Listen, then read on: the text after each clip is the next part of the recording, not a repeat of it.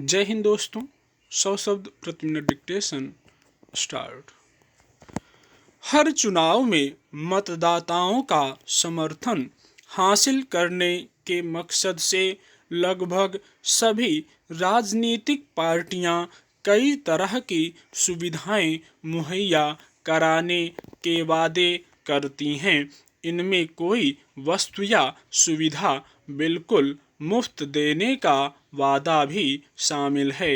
यूं सत्ता में आने पर किसी पार्टी का वादे से मुकर जाना या उसे लेकर टाल मटोल करना कोई हैरानी की बात नहीं है, लेकिन चुनावों में जीत की होड़ ने आजकल राजनीतिक दलों के सामने मुफ्त की सुविधा के कुछ वादों को जमीन पर उतारने की मजबूरी पैदा कर दी है। हो सकता है कि इससे जनता के कुछ हिस्से को थोड़ा आर्थिक लाभ होता हो, लेकिन इस व्यवस्था के चलते राजस्व का जो नुकसान होता है उसकी भरपाई में लंबा वक्त लग जाता है। इसी के मद्देनज़र भारतीय स्टेट बैंक के अर्थशास्त्रियों ने अपनी एक रिपोर्ट में कहा है कि विभिन्न राजनीतिक दलों की ओर से मुफ्त में दी जाने वाली सुविधाओं की घोषणा भविष्य में अर्थव्यवस्था के लिए घातक साबित हो सकती है। यूं इसकी व्यावहारिकता और इसके असर को लेकर पहले भी चिंता जताई जा चुकी है, मगर अब तक इस प्रवृत्ति पर लगाम लगाने को लेकर कोई गंभीरता नहीं दिखी है।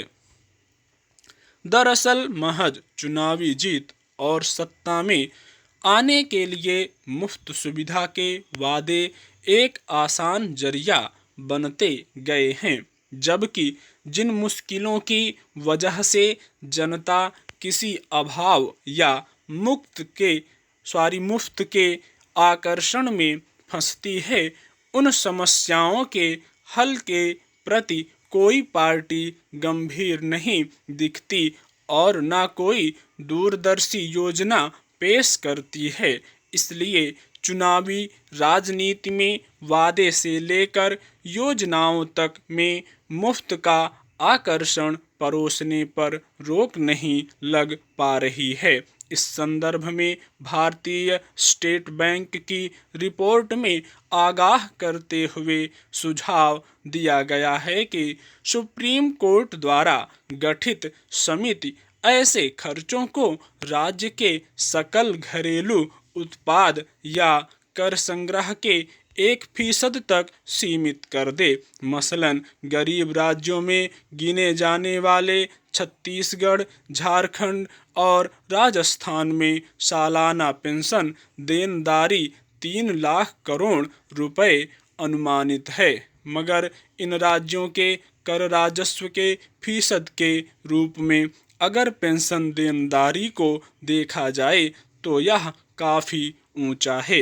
विडंबना यह है कि सरकारें मुफ्त की योजनाओं की घोषणा या उन पर अमल करते हुए यह ध्यान रखना जरूरी नहीं समझती कि इससे जीडीपी या कर संग्रह का संतुलन कितना कायम रहेगा।